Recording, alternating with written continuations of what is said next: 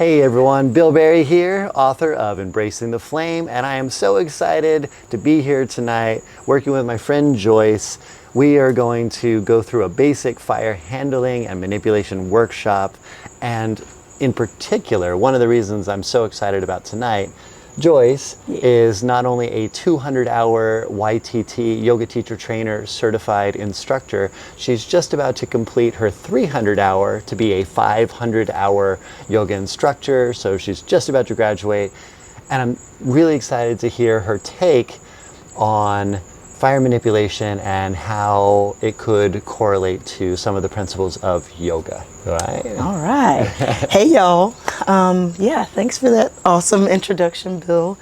I don't know, where do we start? Just the decision to say yes when you get the call from your good friend, Bill. I just feel like, I don't know, I feel like the fear of doing something new hasn't even really had a chance to enter my energy field. Once you called, it just felt a natural hell yes, if it's all right to say that.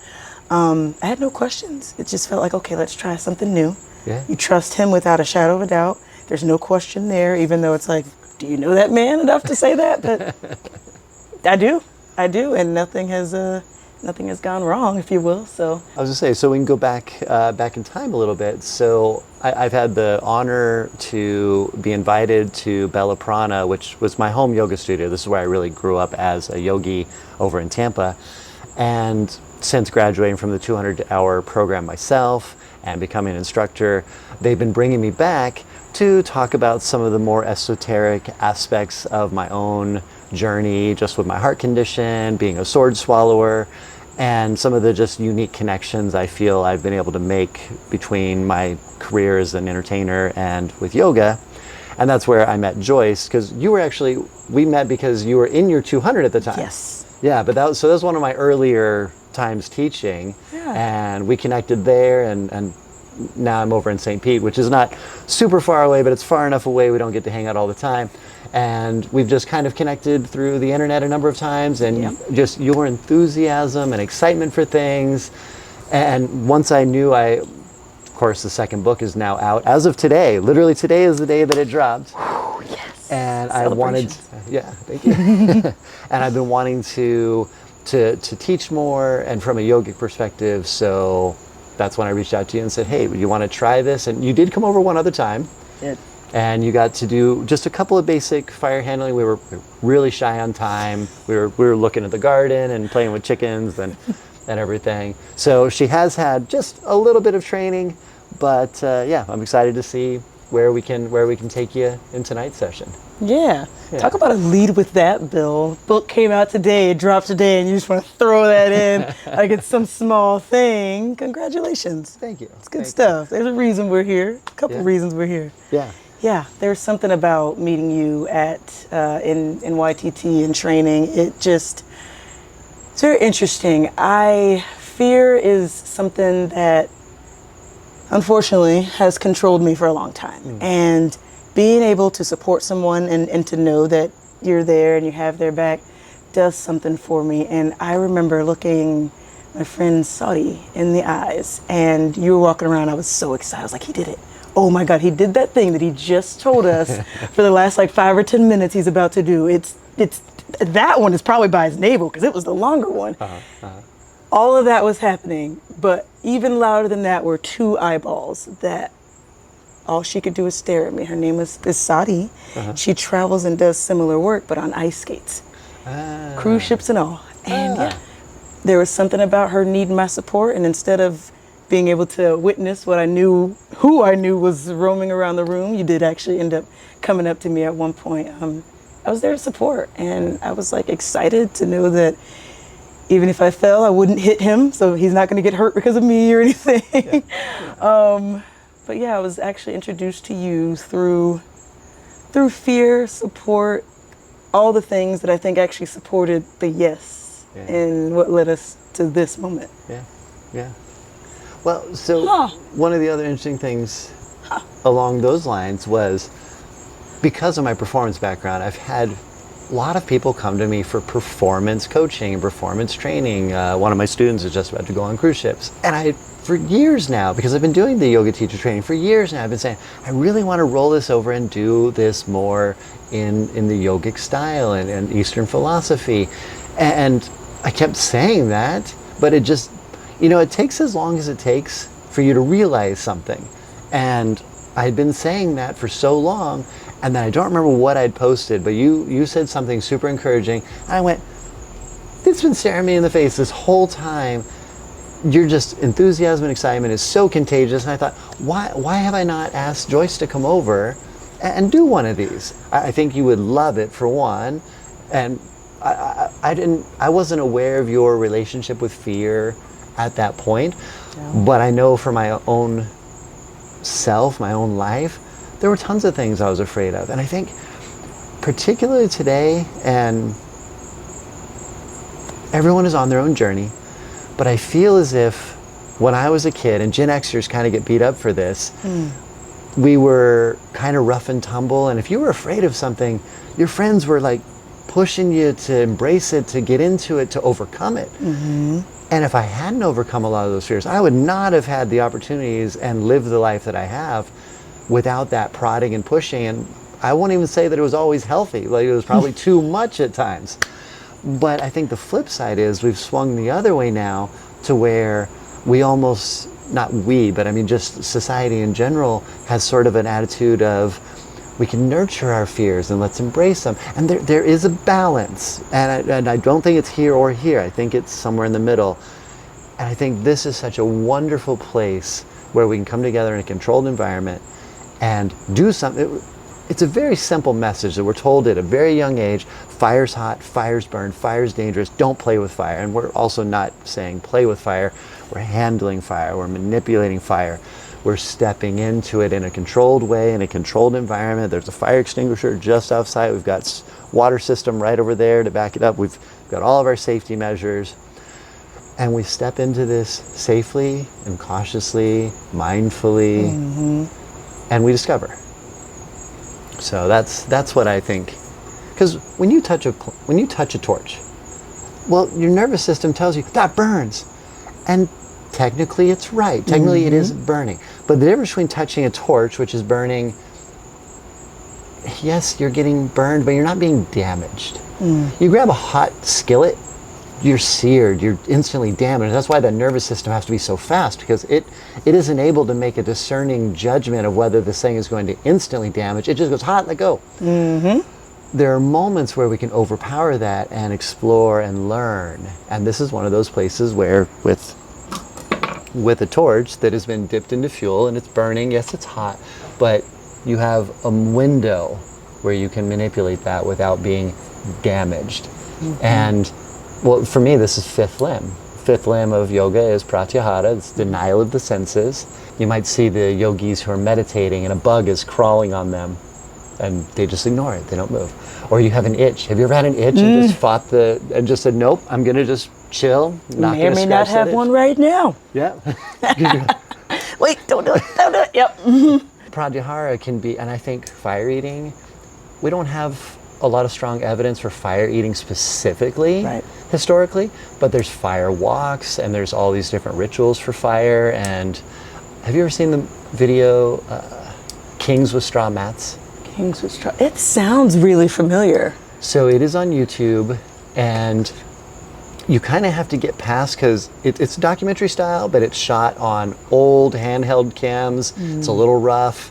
I wouldn't say it's the tightest editing you've ever seen, and it is not what you expect it to be. It's all these yogis doing some really weird stuff, and a lot of them are smoking dope and just getting totally like doing the thing.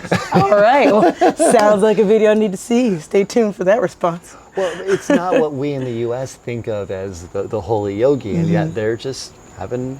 So, but what's interesting is to see the people sitting on the beds of nails and doing different rituals and doing some of the body piercing, which is, I think these things are extreme forms of yogic exploration. I've seen that, the piercings through the cheeks and through the lips, Yeah, the one where they have the captive bead. So what they'll do is they'll pierce through both cheeks and through the bottom of so it goes you put your tongue to the side. So there's a spike going through here and one through each cheek. And then there's a square bead and it has an indentation on each side. So imagine this is the bead. This spike from this cheek goes on that one. This one goes that one, and this one goes to the bottom. And it pressurizes to captively hold the bead, and they walk around like the bead suspended in their mouth. Oh! Have you not seen this? I've seen things like it. That's why I remembered like the piercings through the mouth, but whoa, the bead situation. And it might seem familiar when I see it. Covered in what now? They're covered in ash, and it's all part of like this spiritual... I have seen that. Yeah. Yes. As soon as you said ash, you can mainly just see their eyes. Yes, I've seen that. Wow. Talk about denial of the senses, but also just that turning inward and finding that meditative place. One thing I can think of is keeping things simple, giving instructions from your guru, if you will, and taking it slowly. Okay, teacher said this. Fear, sure, you can kind of sit in the audience, but teacher said this, do this. As long as I do this, what's going to go wrong? And one of the things you reminded me of just, is where fire goes as it's burning. So there's a really good moment where I can just kind of turn inward. And I don't want to say an expedited moment, but just before you do any of what we've worked on, even the last time I was here, I was able to, 1 second, okay.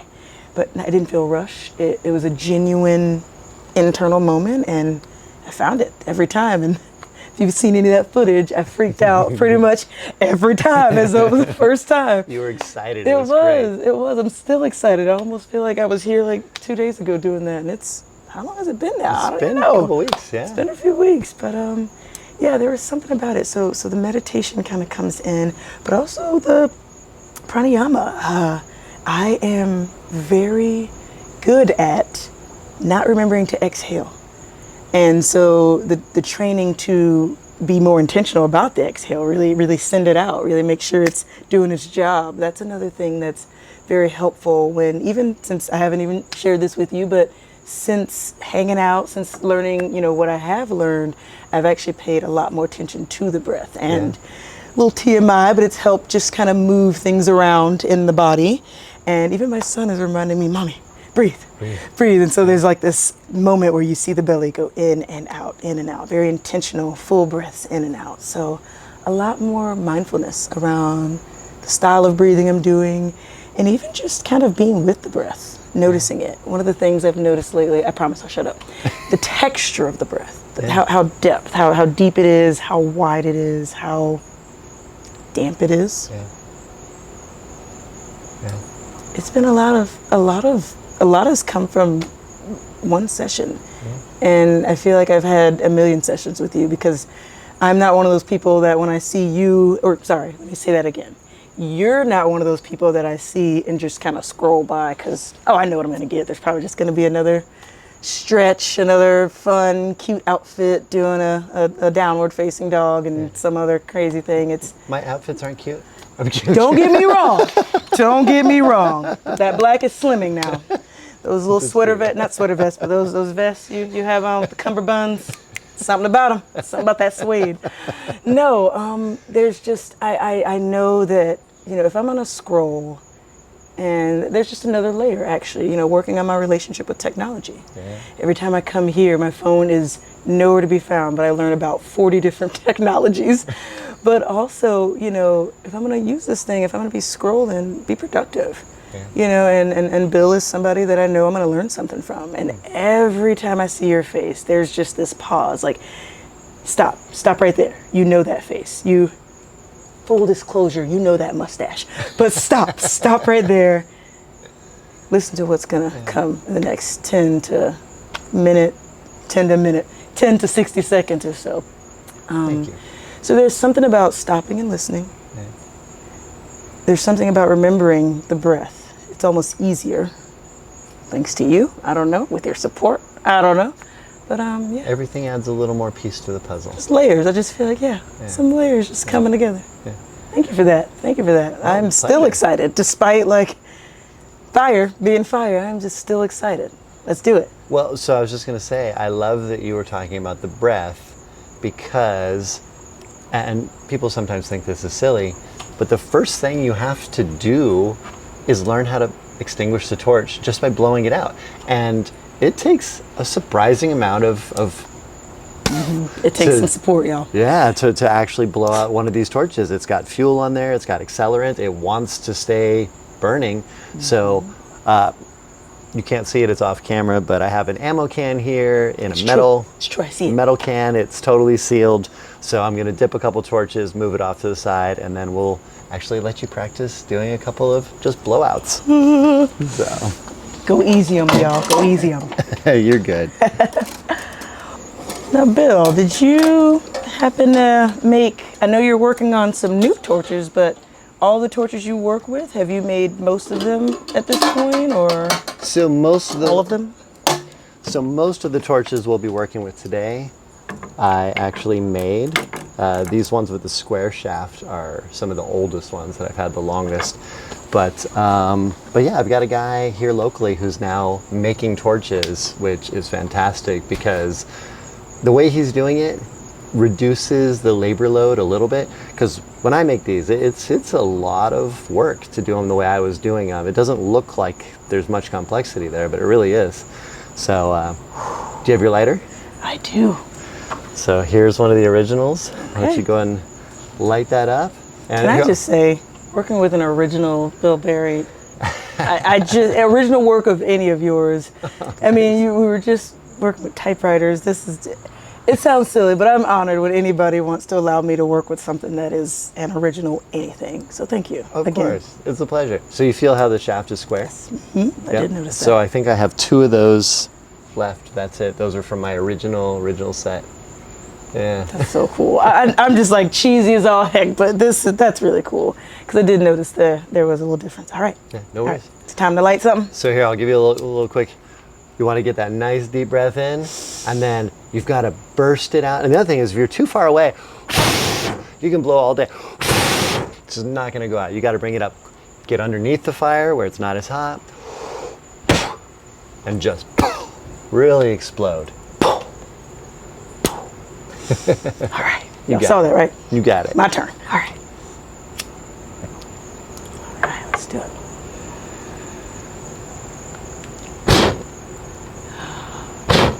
Almost. Bill. Follow through. There you go. See that? You saw it. You saw it here first, folks. Listen to your teacher. All right.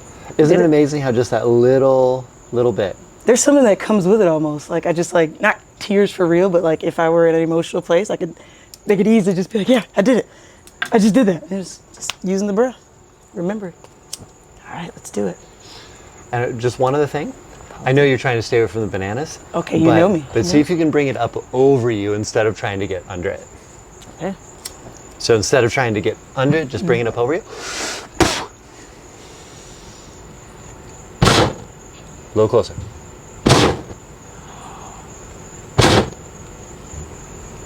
Really follow through. We can do this. Yeah. So good. I told you we could do this. I told you we could do it. Now, one of the other things you notice, I'm taking the ones that we've lit and I'm setting them back here. I know that we're not burning them for an extended period to where the fuel would burn off and we'd actually be burning the cotton. But just, I'm going to let them cool off, and then I'm going to dip some other ones, and then we'll go again. And next, we'll practice controlling the flame. So we'll bring it close, exhale on an extended exhale, control the flame down, keep it right on the edge of its life. It's this beautiful control. Right on the edge of his life. It's so mysterious.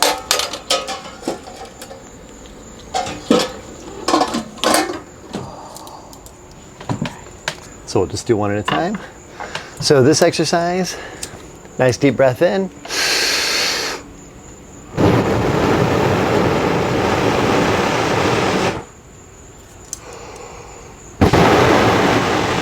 Oh, too much.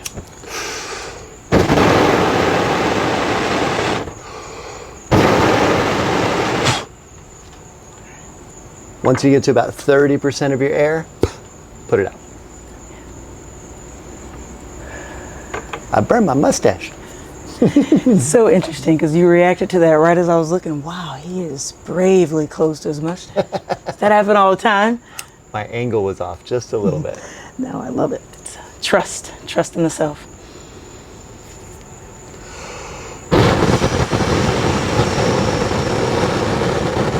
Good.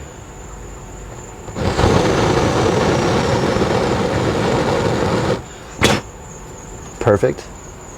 I want you to do it one more time. This time, when you do it, once you have it controlled, I want you to bring it even closer because you're still a solid 3.5 inches. I know it feels so close, right? Yeah. I want you to bring it even closer. Okay. So you're about here.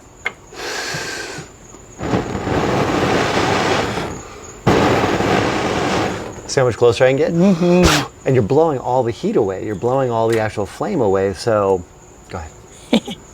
The nicest way of it, saying that. I love it. All right. We can do this. I'm pulling all the little crispies out of my mustache. I love it. Does it feel as cool as it sounds?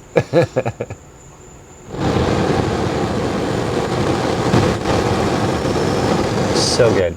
So good. Ah, love that. Now when you do this one, because it's so close, the arrow is going slightly under it. Bring it down just slightly. The arrow is going Towards your slightly chin, under, just so bring it slightly. close to my chin. Got it.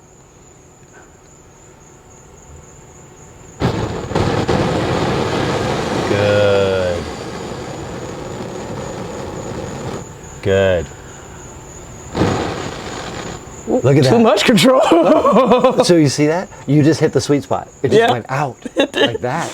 But I didn't even feel like I was doing very much other than just being one with it. You were there, but I just felt your presence, not like anything else. It was just me and the flame for a second, and right when I felt that, it was like, okay, bye.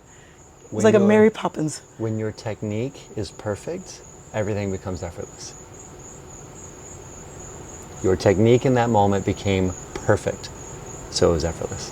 And it was at that point the flame couldn't even handle it. It just went out like that. Because, you know, people don't typically walk into a yoga class and plop down in full lotus.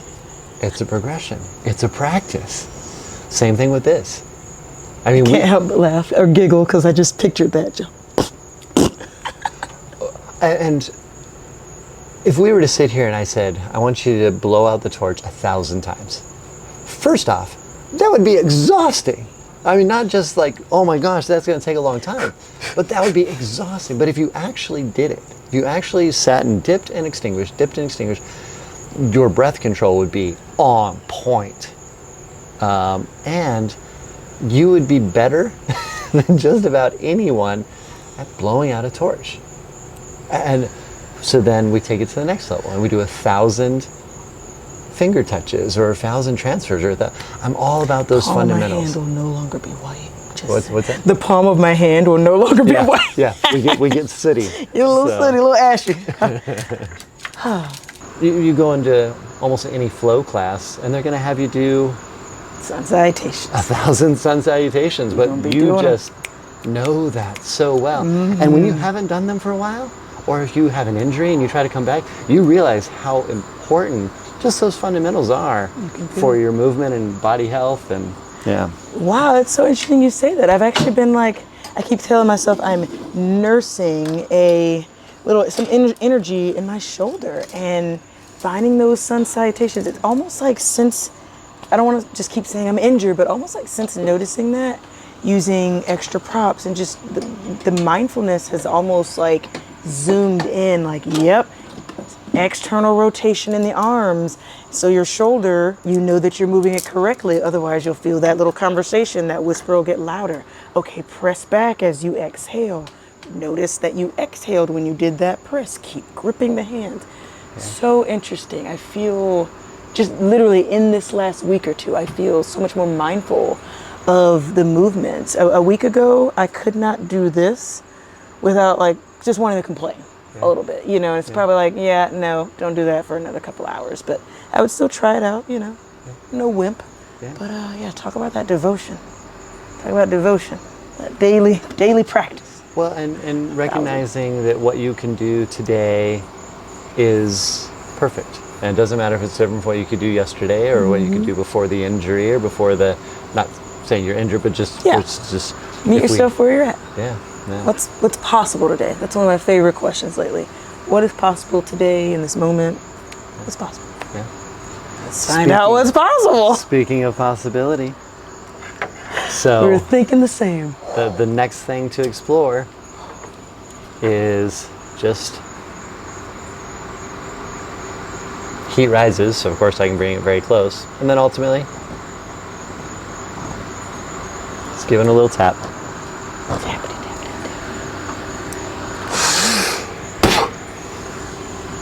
I don't know how you do that and you're not actually spitting. Say it, don't spray it. Yeah, you're doing really well at that. All right. Woo! Yeah, it's good stuff, y'all. Other hand. Heat is rising. That was one of my favorite things to learn. It made it almost seem simple. Like, yeah, I learned that years ago. Heat does rise. Look how close you can get. And I mean, you feel the heat, but you're not like... Oh, yeah.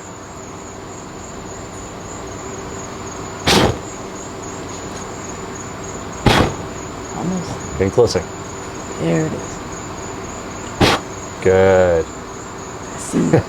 I see you. We're becoming friends more and more. I see you. And then even though that was a long burn, I can touch the shaft right here below the wicking, and it's warm, but it's not burning me. If these were steel shafts, it would have absorbed such an amount of heat in that time that that would be crispy. That would be so crispy. I feel like it felt my energy, my ahimsa, like no harm energy. I was like, you won't hurt me. You won't do any harm. That was the conversation. There's nothing to be afraid of because there's no harm to be done. You know exactly what's going to happen. So maybe the torch felt that. Yeah. It just knew. It knew. No, seriously, I mean that. Like as I was holding, I was like, just remember, you listen to your teacher. The heat's going to rise. There's no harm to be worried about. And so, yeah, even with the fire on my hand, I was like, I see you. That's something else. Well, and you remember last time we practiced finding the sweet spot in the hand where you can totally... So make sure there's no wicking exposed. You don't want to have any poking out around your thumb or anything. Nice and capped. And as long as you get that nice and capped, you bring it in, boom, and commit. Commit. And heaven forbid you do get a bad grab and the torch is sticking out. You can either just let go. Now you know you've squeezed some fuel under your hand, so that fuel is going to ignite. You got to shake that out real quick. Or you can follow it up with you got a tiny little flame that's still out there. So hover, deep breath in, extinguish, blow. And you probably don't even need to blow, but it's just there. I was just thinking how that big inhale is like preventative care. I mean, breathe anyway, but it's like preventative care. Yeah. So it reminds me of arm balances, like that commitment. Commit to, sometimes I even have students, or I even have like a pillow in front of myself, and I think, okay, commit. Commitment means knowing what could happen. So even just kind of falling on purpose to know where I'm going, right? Just kind of not burn yourself on purpose, but just like what's going to happen. You know what's coming. Yeah. I love that. Commit. It's a good word. I mean, that's a really good word to use for this. Commit. Yeah. Keep it simple, silly. Commit. That's it. So Listening. I just learned this thing, and when I saw it, I went, oh my gosh, I have been doing that for years. I never thought of it as a yogic practice. Can you, your uvula is hanging in the back of your throat. Can you get your tongue behind your uvula and push it up into your sinus cavity? Nope. I mean, I physically cannot. Is it possible? I don't know. I have not tried. I've tried to touch it with my tongue, but it doesn't even look like, how in the... So when you actually get your tongue behind the uvula, and the uvula actually, so you pull your uvula's here, you pull your tongue back behind, you actually get it out in front of it. You can just stick your tongue up into your sinus cavity, and it instantly, you can still breathe. Breathing is restricted, but you can still breathe, but it instantly sends the body into a panic because it feels like your airway is being shut off. And I think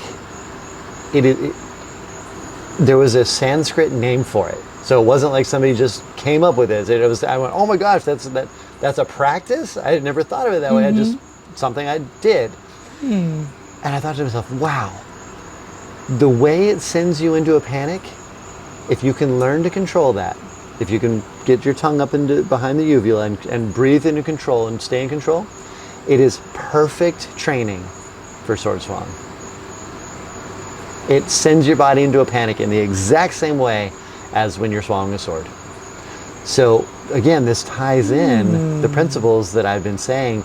I think some of these disciplines probably were cultivated in ancient yogic practice, but then were spun off as sideshow or performance arts or an act. But the core of them, the root of them, I think was, and maybe some yogis really just needed to make some money, so they were coming up with these extreme ways to make some extra money to live so they could continue their life of exploration and simplicity, but they had to have something to perform. Yeah. So sounds like a lot of people also like willing to experiment, like the curiosity, like listening to you explain that just reminds me of the curiosity that comes with outside of your physical practice. There's just this curiosity that comes with, well, wait a minute, you know, I sat with that thought. I did what my teacher said to do as I meditated. Now what? I thought the thought. Now what? So I thought the thought over and over again. Now what? That curiosity, exploration. If I had not had the background I had, when I got to that now what in yoga, I wouldn't have felt like I had an answer. But when I got to the now what, I just bridged it into what I had learned from sword swallowing, from fire manipulation, from lighting myself on fire, from being a performer, from having a heart condition, from having a Sri Lankan cardiologist who taught me Eastern philosophy. It just brought it all together. And we're jumping ahead. This is book 4. Just how I love the manifestations. Yes. But just how it all came together. And I'm hoping, in the same way that you're going like, oh my gosh, this makes sense. I'm hoping that once I can write that book and share that journey, that more people will find new ways to explore their yoga practice. Forgive me. I think what Bill means is when, not if, when. Just throwing that out there. When. Yeah. Yes. I got to get through book 3, but it's coming. It's coming. He gets to get through book 3. Exactly. For you and for me. And for you, because I don't know about y'all, but I do. I appreciate you but giving us these parts of you that otherwise, not a lot of people, but maybe a lot of people, but otherwise, how would we know? Like, how do we know who Mrbillberry is? So thank you for finding ways to share him with all of us. You know Pretty what? cool. I think one of the great deceptions that we inflict upon ourselves is to think that our experience is not unique. And that's what writing allows. That's what video creation allows. That's what creation allows. That's what sharing, that's what teaching allows. You have the opportunity to share your unique experience that no one else has ever had. We have nothing else that is more uniquely ours than our experiences as human beings. That's why we love story, because we're getting to share and learn through each other's experiences, and hopefully learning things that we should and shouldn't do to live better, more productive, more mindful lives. So it's a gift to be able to recognize that your story is unique, that my story is unique, and there's amazing things happening around us all the time, all of us. I don't think that's something unique to just certain people have amazing. No, all of us are having, if we just take the time to notice that was amazing, that was incredible, that was unusual, that had a deeper meaning to it. And you might tell that story to someone else and they take away a totally different meaning, but you can still tell them what it meant to you. And now they have not only the story and what they took away, but your takeaway as well. And they can grow in trifold that way. It's, I think it's powerful. That is. So, that's some good stuff. I love that. if you download a new program on your computer and it gives you a full level of capability to do something you couldn't do before as a creator, as a writer, as a video producer, as an editor, as a whatever, a business management, that is a level up. Books, what is a computer? A computer is this electrical device that simulates human thought in a way. So these are the original computers, and every book you read is like downloading a new program. Wow. Right? You are always going to give somebody, and I use always intentionally because I am careful about using that word as much as possible, but you are going to give somebody something to think about because, yeah, that makes a lot of sense. That does. It just, I was going to say a computer computes, man. What are you talking about? Just, it computes. But that makes sense. Downloading a new app. Yeah. Just enlightenment. New way of thinking. A new way of doing. You can communicate with a human being who lived 1,000 years ago and hear their perspective. You know the old saying, we can never know we're making history in the moment we're making it, or people who are making history never knew they were making it? We are living through the internet age. We are living through the evolution of AI. No point in the story in the future will anyone ever be able to say, I was alive when AI came about. I was alive when somebody who was writing about when the steam engine came about or when the car came about. That was just a unique point in history, and they could be talking about having a horse at one point and a little car the next. And we are in those moments, those monumental moments in human history right now. And to us, we're just living our lives. No big deal. It's just another Tuesday. Yeah. There's something about it. There's something about this life we live, y'all. You want to try and extinguish? With my mouth? No. Oh, my hand, Here, yes. take that one. I was like, wait, what? I don't know, Bill. I meant yes, yeah. Let's do it.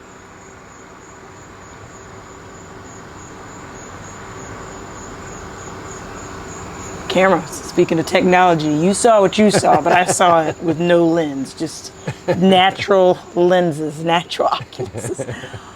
Whew, let's do it. Ready? It's so interesting. It just... Deep breath in. Yeah. Hover. Deep breath in. Commit. Deep breath in.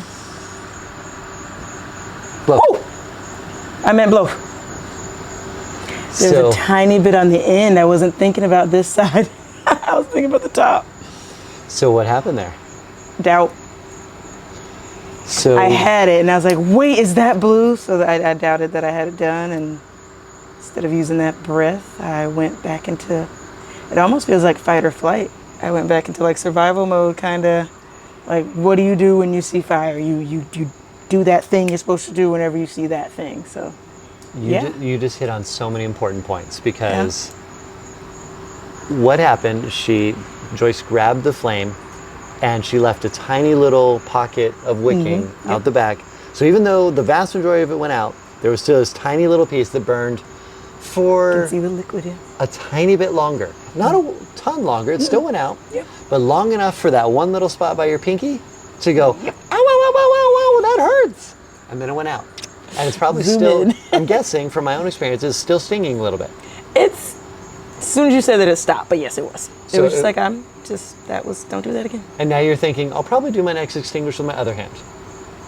Now I'm thinking that, because I was just like, how are we going to try this again and figure out how to do it better? But you want to let that flesh recover a little bit. Yeah. So Listen to your teacher.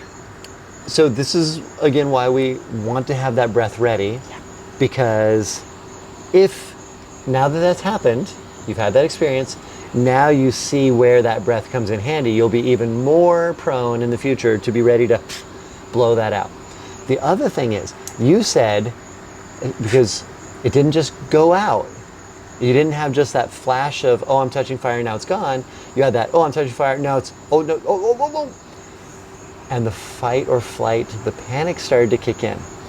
And this is the next level of fire manipulation and how I think it connects to yoga. Because, gosh, I hate to use this example because it's so gruesome, but do you remember the monk who immolated himself in protest of, I believe it was the Vietnam War? Yes. So there's this tragic, and yet there's an element of it that is so incredible, especially when you've manipulated fire and felt how incredibly terrible it feels to get that tiny little burn. In protest of the Vietnam War, he sat down in the square and doused himself in fuel and lit himself on fire and burned himself to death. And he sat there in perfect calm. Did not move. And did not move, did not scream, did not leap up. he never let the fight or flight or the panic, even as that was all happening to his person, he never let that take over. And as someone who has been manipulating fire and knows what it's like for those edges to come up and for that panic to come up, and I've done body burns, and I've had a couple times where the body burn was not going out at the time that it needed to, and I'm thinking I needed to. And there comes a point where you just seemingly cannot fight that panic that is rising. And yet, if you let that panic take over in the situation, I'm not talking about the monk anymore, but in our situation, now reflex has taken over, you potentially put yourself into a situation where you can be dealing with the problem for even longer because you've entered into a panic state. Whereas if you just stayed calm, if you'd been able to keep the composure, you could deal with it very quickly and eliminate the issue or fix it or douse or fire extinguisher or water or whatever safety measure you're using. Whereas if somebody panics and they just take off running down the pathway and their clothing's on fire, what's going to help them faster? To run right here and let me extinguish them, or to run tearing off down the street? Right. But that's what happens when panic kicks in. And we are learning to control that panic. And when we learn to control that panic in these very controlled environments, I think it trains us to control that panic in more stressful, more challenging situations, which inevitably occasionally arise in life. Traffic. First thing I thought of was traffic. Traffic. And the panic that sets in when you're doing, I'm thinking of physical asana when at this point, just when we think of like yoga, but even, you know, in a meditation, you know, the modern yogi, if you will, who's still working on letting the bug, figuratively or literally, still working on letting the bug stay on the arm, letting it crawl, and not panicking or reacting at all. It may not be panic. It's something that brings you out of what state you're in. I actually recently had an experience like that where, as you know, I've been thinking about certain creatures a lot lately. And I was laying down, doing some breath work and just being with myself. And from that, I thought of a whole, I don't even know if this bug exists, but I like created a bug that looks like a piece of mulch. Yeah. That's not mulch, maybe a leaf, but like a flat piece of mulch. I just created a bug in my head, and it was on my arm to the point where I created it and came up like it was there. Yeah. Nothing in the room when I laid down. That was a beautiful looking bug. It was like a reddish orange. It's right crawling on the back. That was a big old roach, actually. It is. Yep, here's some practice right now. Welcome to Florida. Bill, I'm telling you right now. If that flies over here, you cannot scream. You have to I stay hope calm. you know I ain't no yogi no mo. This camera's about to get hella footage if that thingy flies. Anyway, So there's a huge palmetto bug or Florida roach that just flew over here, and I think it's gonna go for Joyce. You want to try a finger transfer? I want if it's all right with you, I'd like to extinguish Oh, of course. once more. Yeah. Get over that. Yeah, that let little hurdle. for sure. Let the cameras also see the proof that, at least proof of me trying again. Try it on my offhand. See how I did the same thing? So Interesting. I used my bad hand and I left a little pocket out there and I quickly blew it out. And because I was quick, I don't have any sting at all. Yeah, But I noticed it, I blew it out. awareness. All right, Be ready to extinguish. ready to extinguish. Stay in the moment.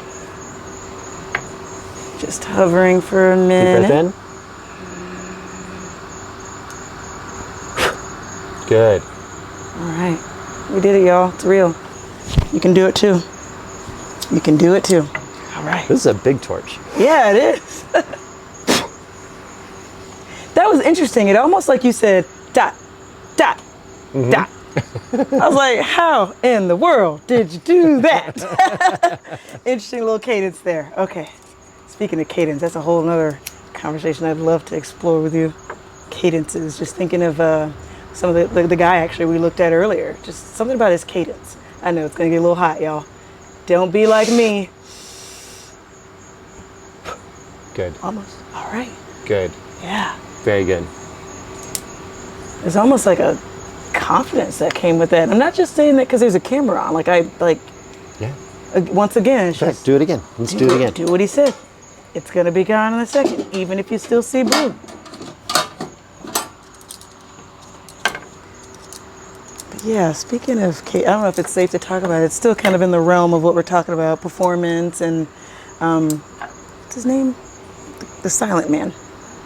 Boy with tape on his face. Yeah, that gentleman. Is that where we're at?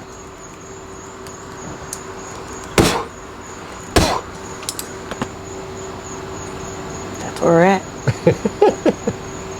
What about boy with tape on his face? I noticed something about his cadence. It just felt, as he was teaching the act that we saw, I don't want to spoil it, get on YouTube, boy with the tape on his mouth.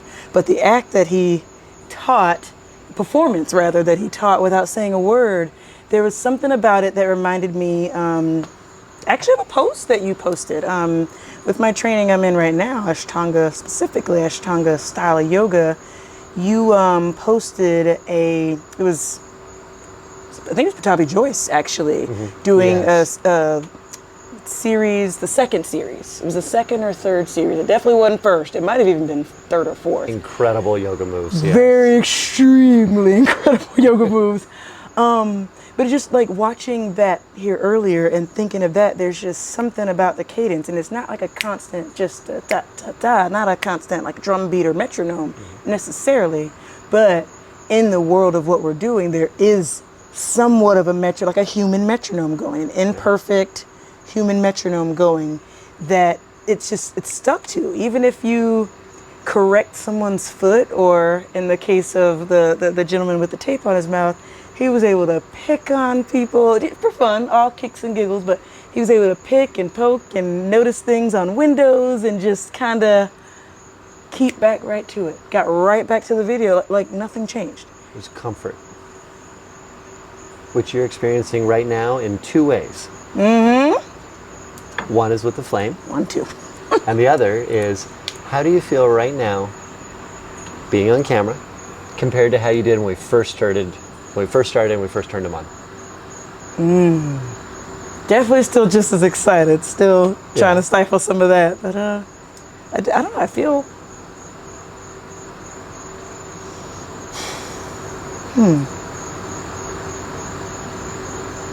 if the fire torches were people and came up to me and asked if they could be invited to this event that I'm hosting, family event, friends event, I'd say yeah. Like I feel like there's a sense of comfort. Come sit on the couch.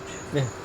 Not just stand up in the corner. Come sit on the couch. Sorry, Bill. I am so distracted. It is very hard. Got to do a lot of editing because I'm very distracted. But yeah, I feel like a definitely a higher level of comfort. And I'm not just saying that. It just, even with the experience, the learning, teachable moment we just had, I still feel ready to try again. Yeah. Enthusiastic. I don't know. I can't put it into one word, really. Just eager. Still feel eager. All right.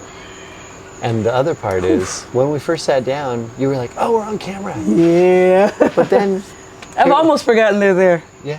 But I'm also kind of feel like you're part of the conversation. Exactly. Another part of the conversation. At first, it's this intimidating thing, and then it's just Another friend. conversation. Yeah.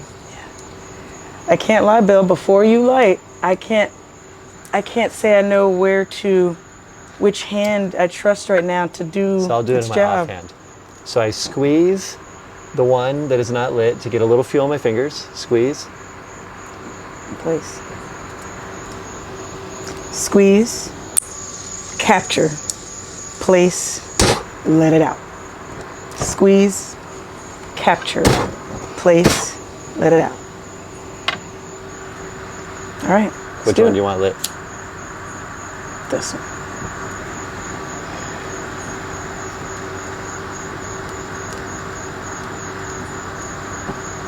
Look at you go.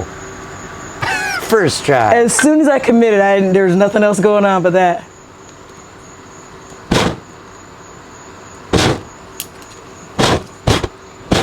Come on, we're almost there.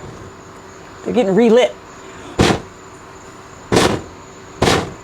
Bill! There you go. Follow through.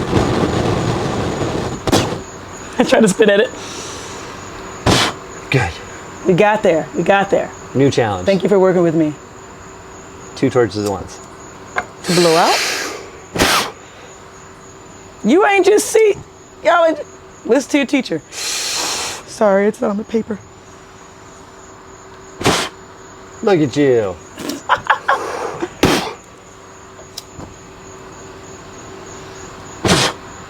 When there's 2 of them and you think, I really have to do this, no problem. Where's that effort one? When you put in the effort to blow out 2, if you put that effort into one would never be able to withstand you. Can't stand a chance. Oh, here you go. Tongue tap? Oh, actually, we'll do arm rolls. Who rolls? What is that? We'll, Now Bill coming out with a surprises, y'all. Wait a minute. The who rolls? Sorry, are your neighbors gonna be pissed? Or are they used to okay. this? You're okay. They must be used to this. I have the wonderful who rolls? Huh? What rolls we doing? Wait a minute. I see.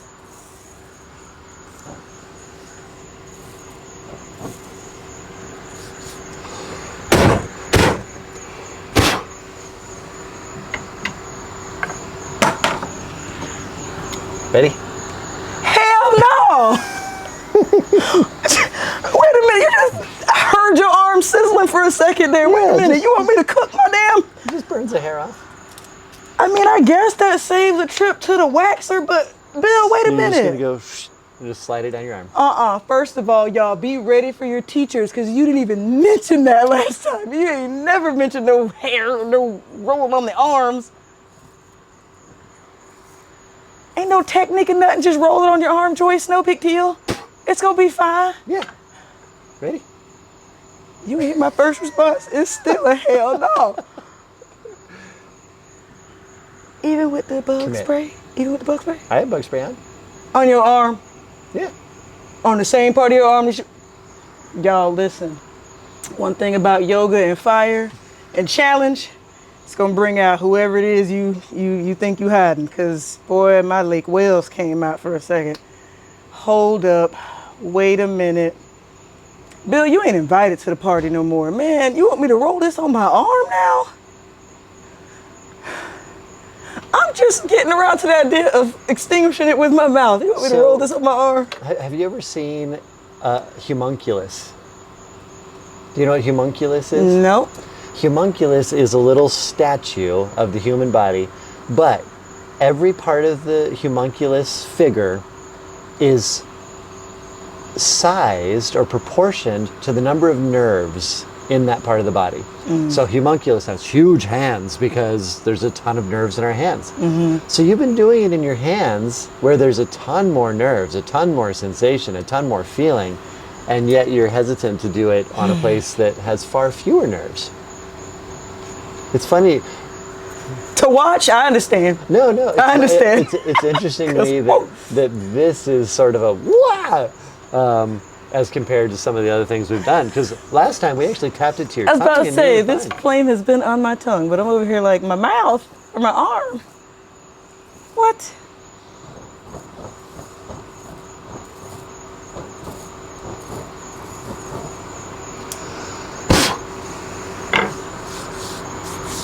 How's your arm feeling, Bill? Fine. If you do it on the inside of the arm, That looks like a hell to the nail. that's a lot more sensitive, but you can do it. I ain't doing it. Oh, you better show me. I was Just- like, well, Bill, wait a minute now. It's just more sensitive. I should have known you were going to have something up your short sleeve. Oh, Lord. It was a bouncy one, but Rotate the arm so you hit a different spot. okay. All knowledge in and of itself is good. How we use that knowledge is where the discernment comes between what is good and what's bad. And in fact, a big part of the show that I was pitching earlier today deals with what exactly is quote-unquote evil. And when we think of evil, we oftentimes think of people who've done terrible things in history.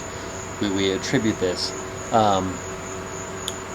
So I asked the group, I had 4 people, I said, define evil for me, and they gave me their definition. How would you define evil?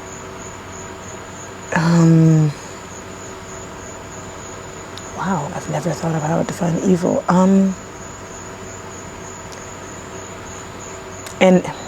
An act or behavior done with the intent to harm.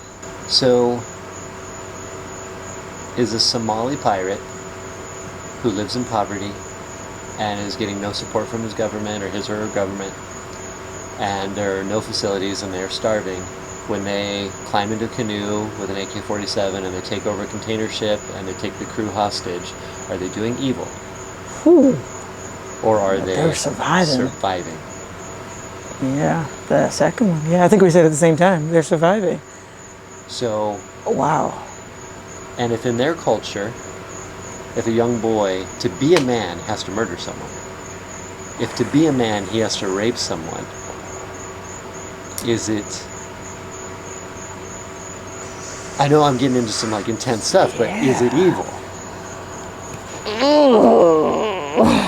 They're starving to death. Right. They feel abandoned by their government, the people that they sought support from. There is nowhere out. There is no out. Like you and I are in a situation where if we want out of something, we can get out of something. There is no out for them. The intent to cause harm with no foundation. There's no reason for it. Just doing it because the sky's blue. That's me changing my definition because no, I mean, it still feels non-ideal, but it is harder to label it as evil or bad, knowing the circumstances. But I don't think it's good because of the circumstances. It's just harder to say it's bad. Would you agree that suddenly it is more gray than we originally thought? Oh yeah, it's all gray. Okay. So I've spent years thinking about this, and this show that I'm developing is based on this concept. I think, after all this contemplation, that what evil actually is a label. It is a label that we assign to things that we have given up on finding common ground, we've given up on trying to understand, and we have decided that the only solution is to destroy it. And anything that we've given up finding common ground, finding any understanding, or finding any resolution, we label it as evil, and we destroy it. Through war, through whatever. Yeah. Evil is just a label, because when you really break it down to most of the things that we would call evil in the world, the person or group that we label as evil never thinks that they're evil. And say we label something as evil. Well, if someone were to go interview that group and ask them if they're evil, they'd say no. They don't think what they're doing is evil. I would think that the Somali pirate doesn't think they're doing evil. They're surviving. This is culturally for them what you do. You talk to a political party, and one person thinks another person is evil. I'm not picking a side. I'm just saying one side thinks the other is evil. Mm-hmm. Well, they don't think they're evil. You talk to people on opposing sides of the invisible. What's a border? A border is where two groups of people agreed to stop fighting. Two groups of people agreed to stop fighting. Huh. That's a border. They said, we're done dying over this. Right there. Right there. This is where we stop dying. Yeah. Draw the line in the sand. That's the stop dying line. There's the line in the sand. Huh. So it's almost like preventing future suffering. We can't prevent what we've already done, but can we make this boundary? Can we draw this line? Border. Let's meet halfway. It's an invisible Prevent line. future suffering by agreeing to disagree, or agreeing that that's your land, this is my land. Interesting that we went to that. But yeah, I feel like that is a question that, it's a timeless question. I mean, there's no answer. It's a timeless question. It's a question that this show that I'm developing tries to address. Because I believe that we will never be able to eliminate our political, our social, our economic differences as long as the concept of evil is what people reach for describing that which they disagree with. Because, again, once it's evil, it's okay to kill it. It's okay to destroy it. Yeah. Oof. So we have to defeat the concept of evil. We have to philosophically overcome the label evil is laziness. Because we all can think of something we think is evil. Mm-hmm. Oh, yeah. It's laziness. Yeah. I don't think a shark is evil because it bites a surfer. It's just doing its thing. Well, whenever we assign evil,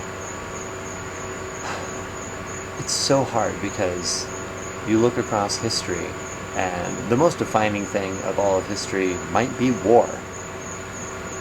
And it's really hard to not see it as evil. But anyways, I know it's a monumental task, but that's what I've set for myself. I'm glad we talked about that. So is that you said that's a show you're currently writing, or one we talked about earlier tonight? That's the one we talked about earlier. I really can't wait to. How did we end up on that? Like, ended up like learning more about that topic like so organically.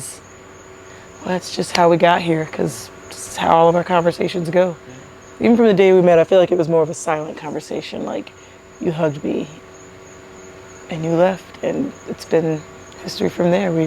It got us here. That's something. Playing with fire.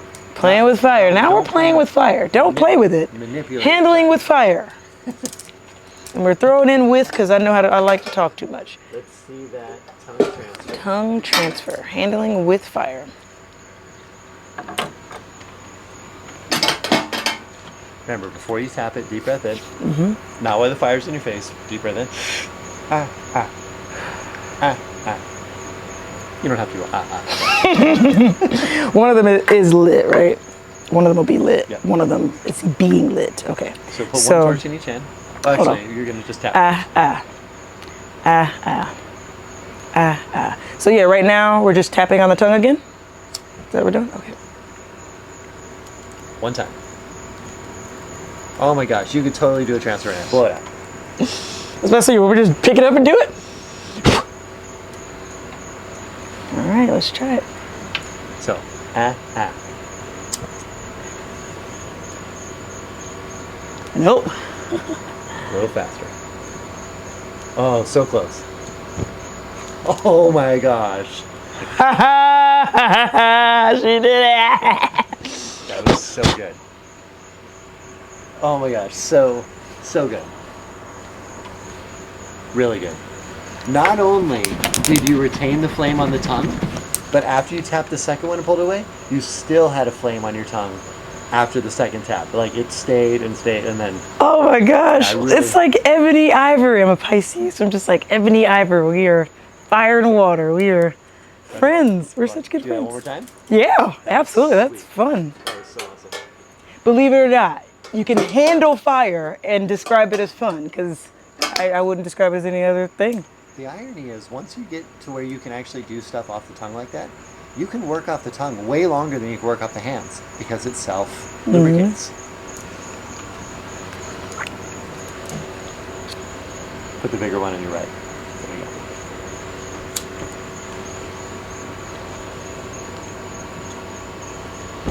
First try. When you put your tongue back in your mouth, it was still on fire.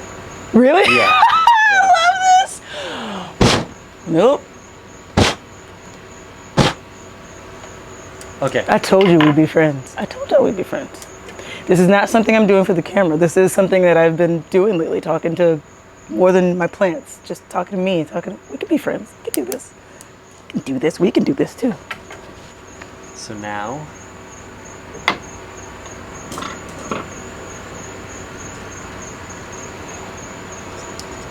what I want you to do, I want you to, that was totally dry. Here's what I want you to do.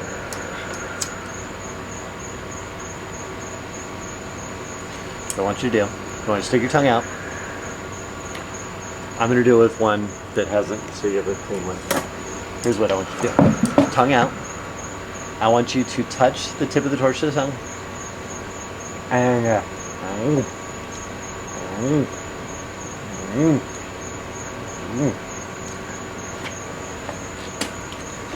I want you to actually touch it to the tip of your tongue, and then use the tongue to guide it in. So your tongue out. Head back as well and everything? Okay. Touch it. Oh. Up. Up. Actually remove it. So you actually make the contact. Touch. Pull it in. Touch. Pull it in. Good. Touch. Pull it in. Good. Now. Is there any technique to my lips? Just like open them wide? Oh. So that was good. Now, I want you to tilt your head back more when you do it. Okay. And I want you to take a deep breath in. Touch. And right as it's about to touch, I want you to start exhaling.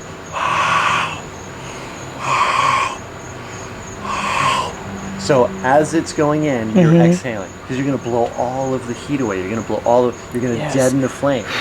Controlling the flame. Be so close that you know how when you had perfect form, it like went out. You're going to basically be blowing it almost all the way out before it's even in there. Okay. But ultimately, you'll just be able to cover it in there and close it. But initially, you're almost blowing it out as you're putting it in. Okay. So head back farther, tongue out, deep breath in. It didn't go all the way in. Sorry.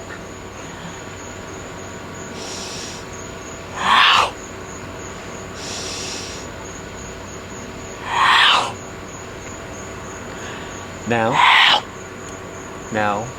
I'm listening. Go ahead. Good. Can I do it one more time? So you have the torch like this. I want you to tilt it up more. Tilt it up more? Yep. Touch it. Good. Again. Good. Again. I know, right? Good. Recover. Now, there's one last part. If the torch is barely burning at all, and you touch your lips to that, it's not going to be hot. But if you've been letting that go for a while, the trick is to touch your teeth gently to the bar. Despite all the facts you know about Joyce? So, first off, you're not going to be doing a long burn. It's not going to be hot. Okay. This is commitment. You're going to be set up. I'm going to light it. You're going to, and it most likely is just going to go straight out. Or you're going to abort, which happens a lot. You're sticking fire in your mouth. Of course we abort. That's what it's. There are a few things that humans will do consciously and actively in their life that is more panic-inducing than sticking fire in their mouth. Like, right? Holy crap! I'm sticking fire in my mouth. What the? That's what I'm laughing about. I'm like, you're about to stick fire in your mouth, and I've already committed, so it's the truth. Yeah. Is it? And it's burning when it touches my tongue. The initial touch, right? It'll be the exact same as when you're touching it to your tongue right now. Okay. For the fire transfer, it is basically the exact same. Yes. And when you close, you have to stay closed for a second. Otherwise, you'll take it out, and in that split second, fumes will have gone into your mouth. And as you take it out, there's a trick where you fire eat a torch, but you don't extinguish it all the way, and then you go like this, and then you exhale, and the fumes go up, and you can light a torch up there because the flame and the fumes keep going. Because it's really the fumes that are burning. So what you're saying is, if I abort, just blow real hard. Well, most likely it's just going to go out. Okay. If you take it out and you still have flame, just don't immediately inhale, because you don't want to inhale flame or fumes into your lungs. So.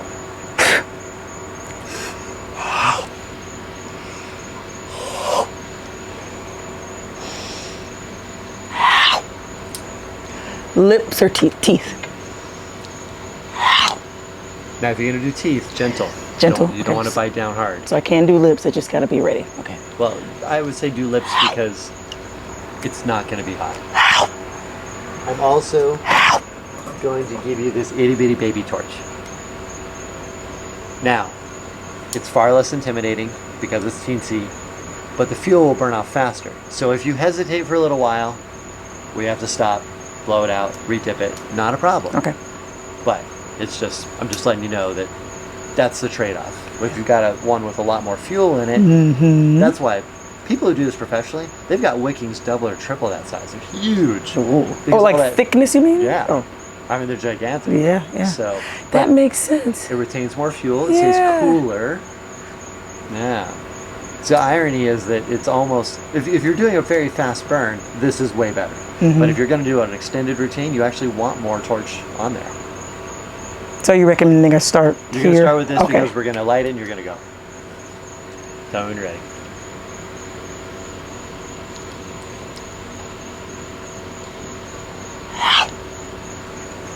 You ready? No. 2 more practices. 2 more practices. This got just this. to see how it feels with the left hand.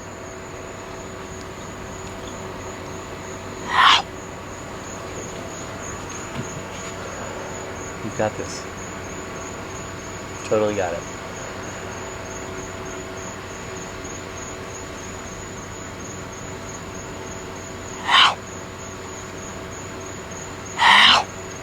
The closer it gets, before it touches my tongue, I'm already breathing out, right? Just a little bit. A little bit.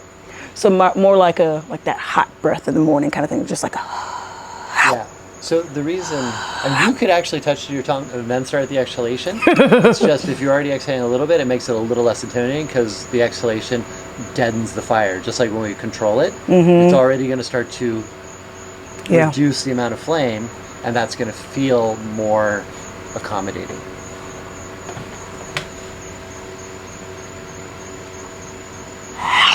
Perfect. Let's do this. Don't light it yet. Let me hold it and get acquainted with it real quick, but let's do this. I'm going to let you light it so I can Okay. go.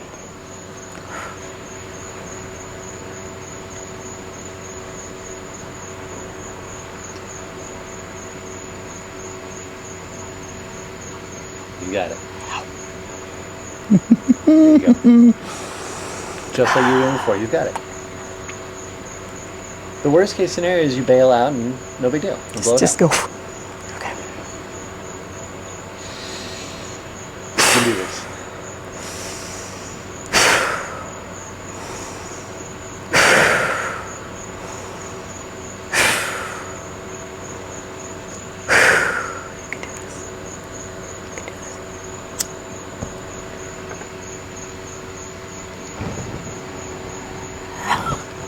Ran out of breath. Good. I ran out of breath. All good. Perfect first attempt. Okay. Oh, perfect. Still ready. Let's try it again. Yeah. I ran out of that breath. My breath was like, we don't have enough to blow it out. That really was a perfect first attempt. Don't think about it. Deep breath in. So, okay. So we do the things. We blow it out. But even if it goes in the mouth, how do we just keep blowing? I mean, okay. Just like you were doing with the other torch. Here, pick up the lighter. Light it. Head back. Deep breath in. Tongue out. Touch and bring it in. Ooh. I can't do it, Bill.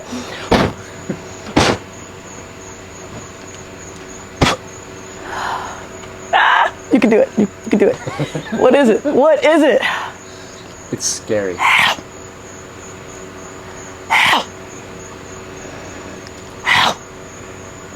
Open your eyes. Watch the flame. So now you're exhaling way sooner. Okay, so.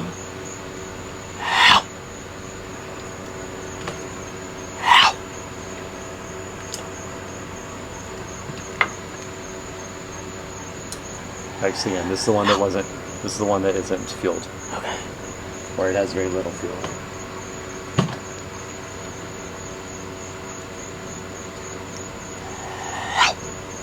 Deep breath in before you get there. Touch, exhale, in. Okay. Okay. Okay. Here, hold this.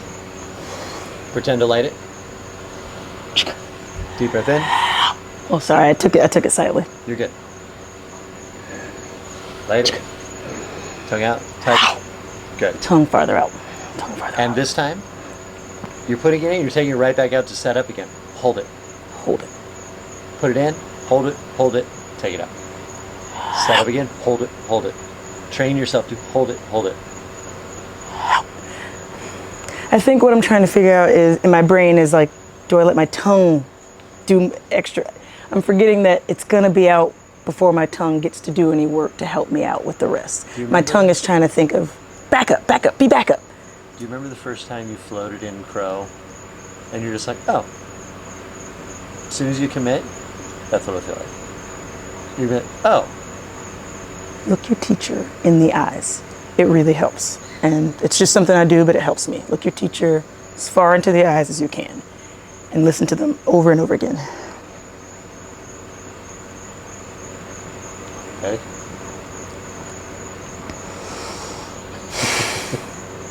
I meant what I said. Look them in the eye. All of them. He, she, they, them.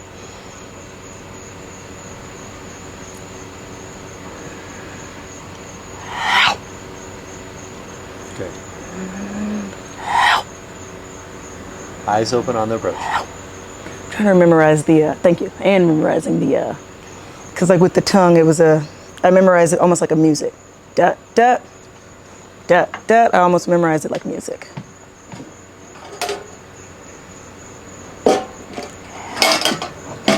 I want you to do it without trying to do the extinguish. I just want you to do the whole motion, but touch it to your tongue.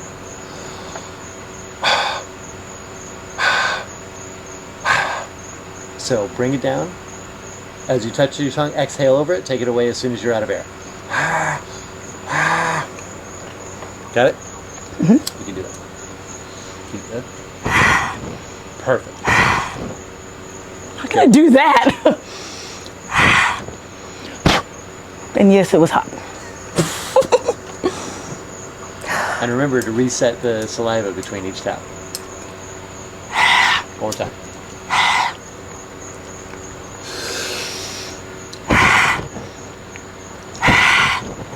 Okay. Let me show you something.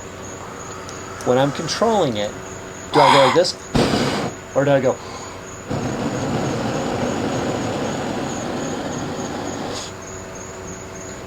Because it's a panic, you're going, and then it flares right back up again. Mm-hmm.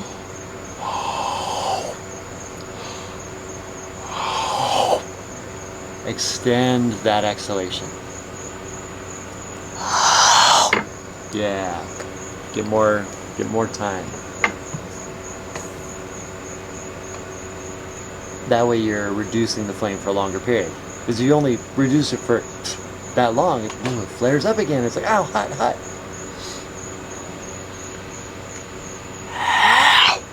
Good. Good. Good.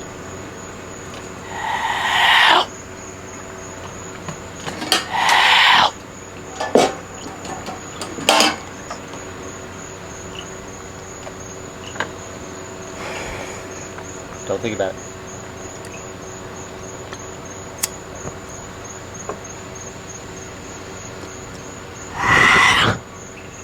Thought about it.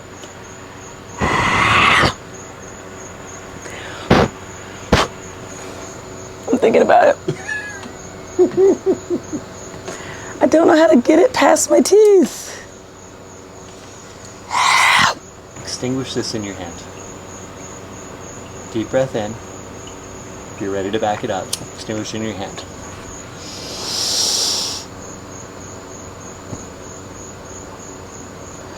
How long did it take for it to go out?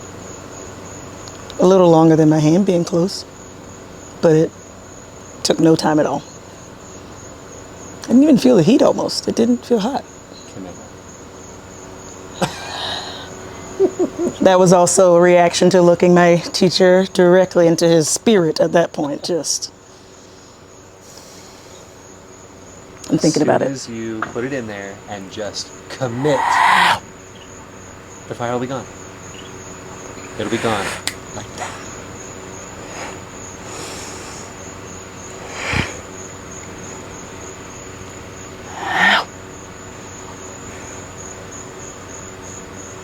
It feels like there's never enough, there's not enough air when I need there to be enough air.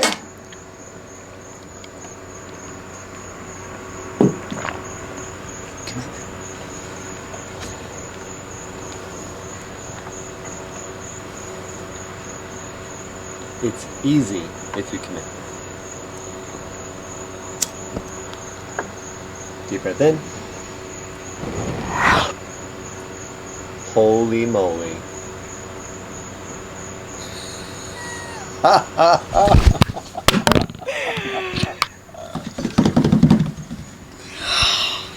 Look at that. Holy moly. Look.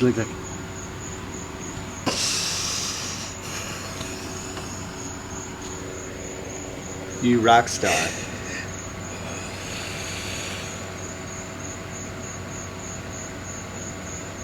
Rock star. So good. So good. It's pretty cool. Ooh, did I see that coming? That was so cool. That was so awesome. You slayed it. That was great. You slayed the dragon. You slayed the dragon. So good. Oh, it's so cool. That is so cool.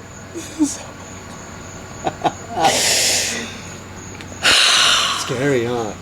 No! Not anymore? No. Can I do it again? Here. Go and clip that back on. 1 second. Yep. Just gotta.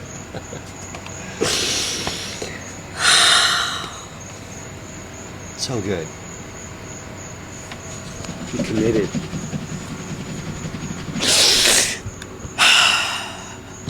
You embraced it. One more? At least.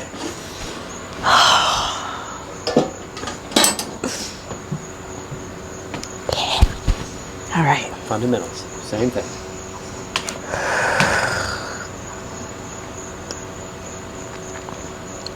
Ready when you are. All right.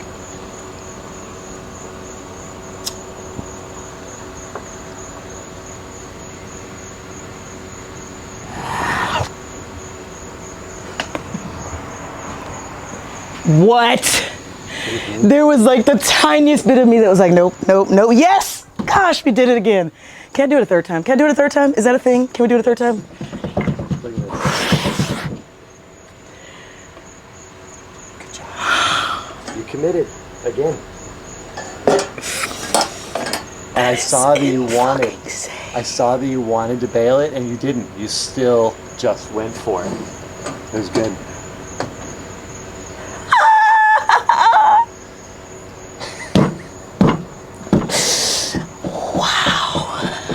Cool.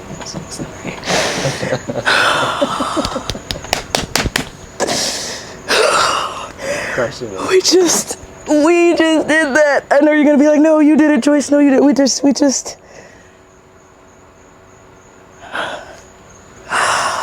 is so freaking cool. It's empowering. But that's the part that's like cool. It's like I can't believe I did it. Like there's like this whole other portal that's like, yeah, this place up here exists, that place there exists. We just did it. Called headquarters. We just did it.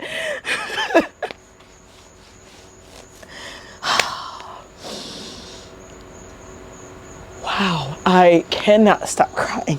No. It's a release. It's powerful. You get the endorphins, the overcoming. It's fire is one of the most primal things that humans ever experience. Fire is arguably the harnessing and taming of fire was the first technological breakthrough that allowed humans to begin our rise to modernity. Fire was the first step. This is deep, primal, old world roots stuff. And to actually master it, to embrace it, to redefine our relationship with it, some powerful stuff. This is what I want people to experience. That right there, what you're having right now. It is so worth it. It is so worth it. It is so worth it. It doesn't feel like, oh, I just did a cool trick just to do it. It's like one of those things, I can never get a handstand, and I will always, like, that just happened, and I just... So good. I think about it. Just minutes ago, it was like, just that natural tear of like, and then you embraced it, and like so many things in life that are so scary, the second we actually just face them head on, they go away. Okay, I'm sending it to my mom and that's it. Because who's going to get on camera and not get on stage and thank mom? Mind y'all, the first time I met Bill, other than just being like enamored by my trust in that he was about to put a sword in his esophagus. One of the first things I was proud of learning about the body by name. And now my son is repeating it to me all the time. Actually, he's obsessed with the diaphragm, funny enough. But I remember looking at you and thinking, hell no, like he cool as hell. We could be friends. Everything else felt like hell no. And now look at you. Swallowing damn fire. Swapping tongues with it, just taka. My question is, how many times a week can I come over to practice? What in the hell's about to happen now? Chicka chicka chi, chicka chicka chi, chicka chicka chi. Okay. Chicka chicka chi. Is that what I'm about to do? Is that what I'm about to do? I was just doing something fun. Cool as hell. I was like, all right, good stuff. I've never done it that way, where you just... I like that, because as you were doing it, I was like, okay, the timing. There's something about, there's another level of trust that just with that came with it watching you. I was like, okay, because I'm just thinking how much longer till my arm does this? What if my rotator goes out? Because I'm good at thinking of what if.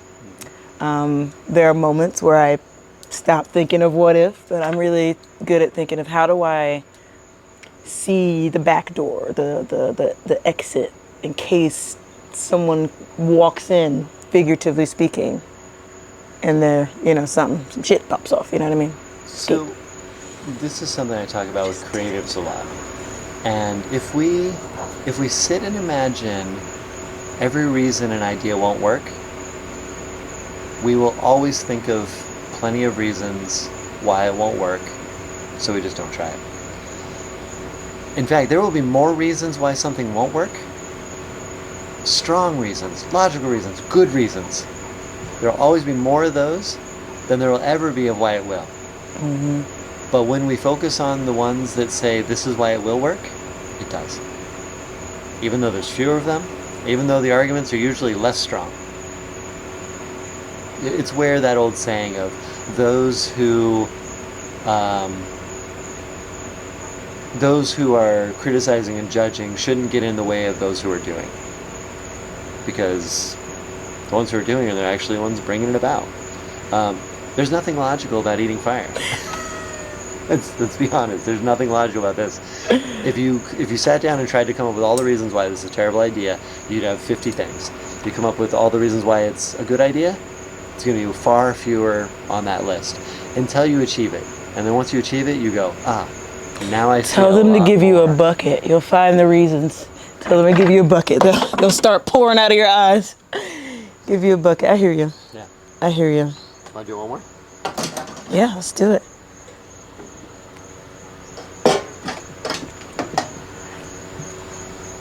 Where's your phone? Where did you go? Here. Here we are. And I'll film one more time, this time from above. You got it. Hold on. Come back here. All right. You got it. Remember the fundamentals. Oh, how the hell? It went, see? You said that would happen. It went out before you even got to it. It was like, I'm ready for you. I know, I'm familiar. I feel like it did it again that time. So, it went out almost before I got it in, I think. So light it again? Yeah.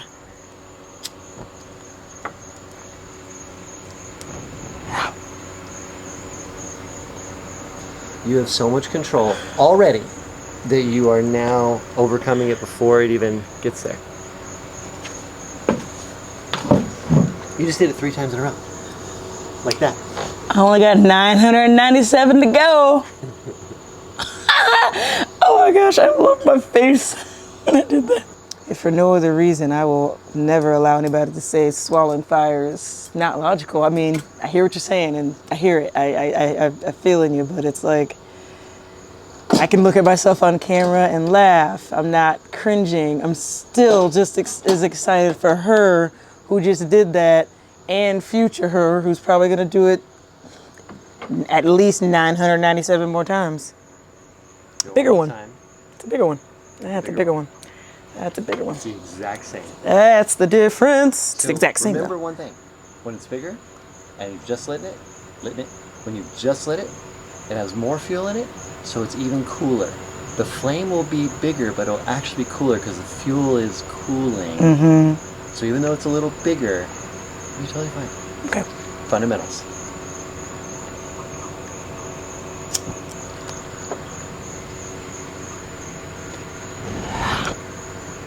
Slayed it. First try. You thought you were gonna scare me. You thought. Look at that. She did that again. First try.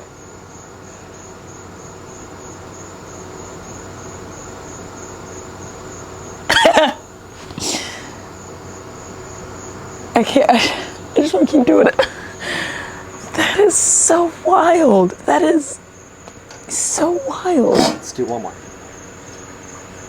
That is just so wild. Okay. All right.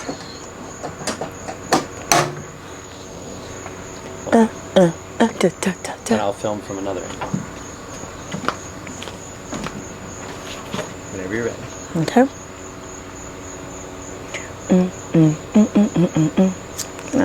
Just light you here.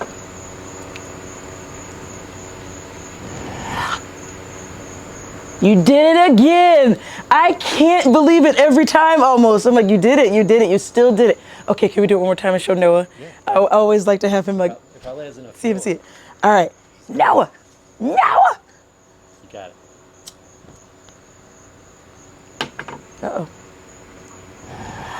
Oh, damn it. Dang it. You're getting too good. Apparently. Didn't think that was possible this soon. Ooh, that was a bail, but we still did it. Can I try it one more time? Sure. I'm just over here lighting it away, huh? Ooh, that was hot. That was hot.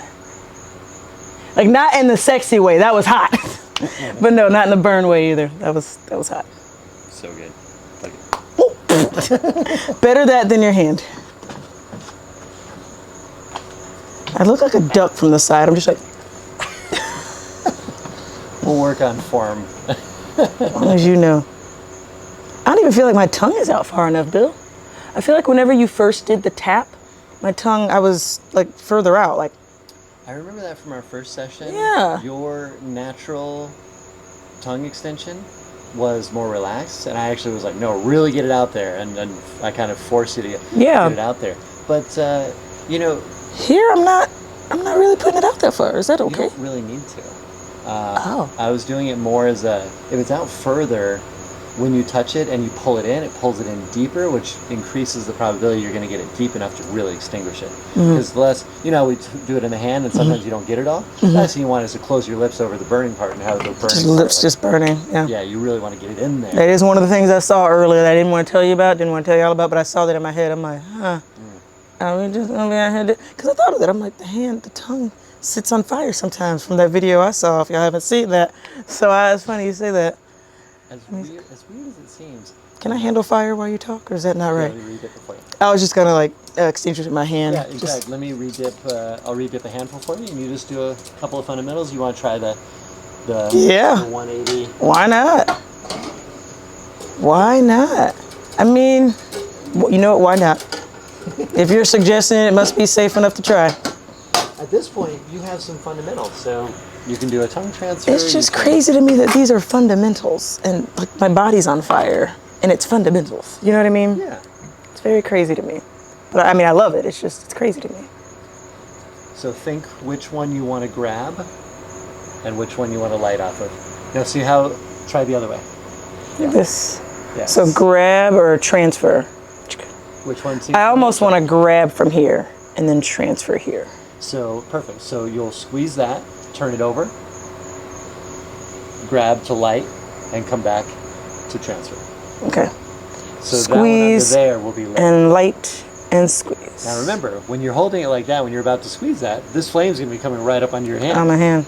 Fun. Okay. So, but this is part of Just the keep it in exploration. mind. Yeah. Okay. You ready? Yeah. Oh. Ooh. No, y'all. Be faster than me. Come on. Okay, hold on. Where So am I? don't go all the way. Just go to like there. Get a nice touch on that. Now bring that over. It's not. Am I not moving fast enough? What are we doing? Here, go and blow that one out. Okay. Go ahead and, because you've done more extinguishes in your mouth than you have done finger transfers. So why don't you try an offhand finger transfer, Okay. or actually do a regular hand finger transfer, whichever you want. Where do you want? Just there. Yeah. Squeeze that one. Oh, squeeze it. Squeeze that one. Why am I not doing it all of a sudden? Come on, friend. You can do it. You okay? I was just saying, you don't want to do it too many times. Yeah. I don't know. I'm trying to figure out what I'm doing different from before. Let me really fresh dip it. And I think you need to switch hands because you did just do a couple in a row. Okay. You don't want to burn your fingers. This one did not get lit at all, but it did get dipped. I just Okay. dipped them anyway. So Okay. grab 2 of those. This is why baby The fact that steps are they've been important. sitting here, they're losing fuel. It's Oh. evaporating. Oh, okay. I didn't even consider Can you try that. an offhand now? Offhand, you mean? Like this? Now you're gonna you're gonna transfer with the other hand. Yeah. Okay, which one? This one. I don't know why I keep going for that one, but There you go. First try. there it is. Ah, here we go, friends. Blow one out. Do a hand extinguish with the other. Deep breath. Why did I bail on that? I don't know, but I did it. And it worked out anyway. It worked out. Feel good about it. So this is where we start actually developing a we routine. regressing? You go, oh, wait a second. Hey, we I'm gonna light one. I'm gonna do a flame transfer. Then I'm going to extinguish. Then I'm gonna do a tongue transfer, and then I'm gonna blow out. And see what I mean? Creating a little flow. I see how you did there. Yeah. It was funny you brought that up because as we've gone along, I'm just thinking, wow, this is, I've been looking for, as I've told you tonight, some creative spark for my writing specifically, and I need to write about why it's important to go from, baby steps essentially from posture to posture, specifically in the Ashtanga practice. So we just built a flow. Just built a flow. Yeah. Using fire. So Fire think about it. flow. What flow do you want to do? Let's get you to do, with the repertoire you have, put together a sequence. I don't know if there's too much movement with this, but I'm thinking a tongue transfer, blow out, hand extinguish. Okay, let's do it.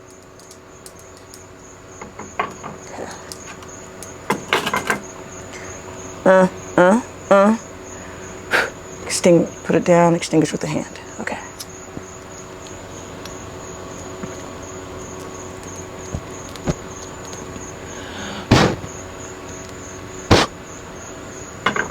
Deep breath. Ooh, that was fun. Yeah, commit. Oh, What is going on here? commit and blow. Ooh, What is going on? The other hand. Just what I got. Yeah. Whoa, that was new. So you just illustrated when we try and then don't commit and then let go and it's still lit, all that fuel that's on our hands, you actually get more of a burn than if it had just gone out. Yeah, oh yeah. So commitment actually, ironically, when we commit, we get burned less. Yeah. But we also want to be ready to back it up with that breath. Yeah.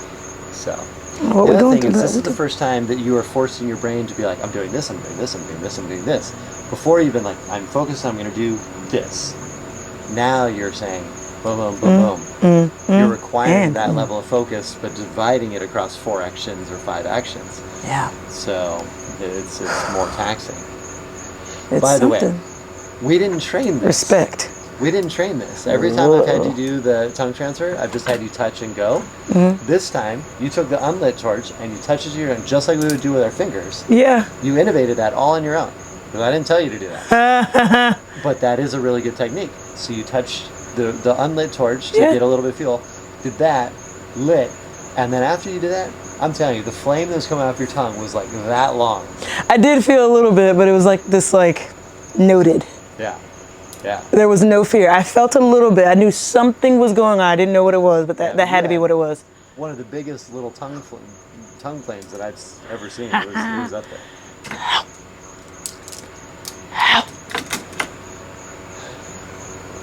What do you want to close out your practice with? Nope, not yet. I want to try that next time. I want to do a transfer and then a mouth extinguish. I want to try that next time, but. I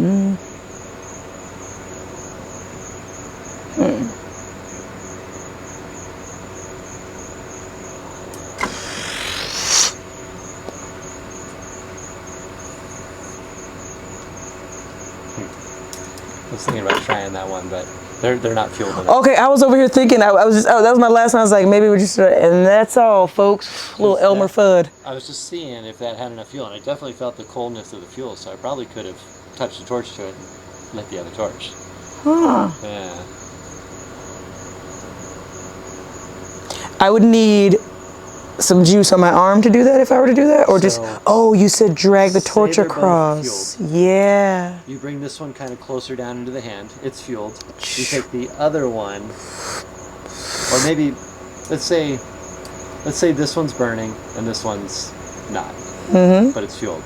You take this one, you glide it down the arm, put it there, touch, and it runs down and lights that torch. How long does that stay lit? Huh. I'm like, don't answer, because that is something I want to try. I don't know if tonight's the night, but I do want to try that. Say we did kind of burn out our arms a little bit. Did we? Yeah. So But the thing is, you have natural oils in the skin, and if you run fire across it a few times, you're fine. But just like a sunburn, it's cumulative. So you keep burning that same spot over and over, and even though it's not going to burn it after 1 or 2 or 3 tries, like when you did that hand extinguish, and I can't believe I did that 2 or 3 times in a row. well, and once you get to 2 or 3 times, you've now done an acceptable amount of trauma if it was once or twice. Yeah. Once you've done it 3, 4, 5, 6, plus we're nearing the end of our session. You've burned out your hands pretty well. This is another reason why it's so important to learn. I was gonna say I'm gonna do this one next. Yeah. Like I've seen people do the extinguish in the back of the knee, and oh gosh, that seems terrible to me, because that's so sensitive and right. I'm stuck in a loop of just blinking my eyes. Cause what? Yeah. Oh wow, nope. Honestly, I don't even know why I'm lying to myself. I can't lie and say nope anymore. Like, I've extinguished fire with my mouth. I've watched my hand be on fire. We have all watched my mouth be on fire. Let's do that one more time. Let's extinguish with the mouth. What do you want to close out with? I'll close out with extinguishing with the mouth. Not gonna be a wimp. We'll do this one. Okay. Actually, no. Square one. Old Faithful. Where y'all at? This one here? Okay. Oh, that's bold. Never mind. Should have went back. Should have stuck to the cylinder. Stick with your first one.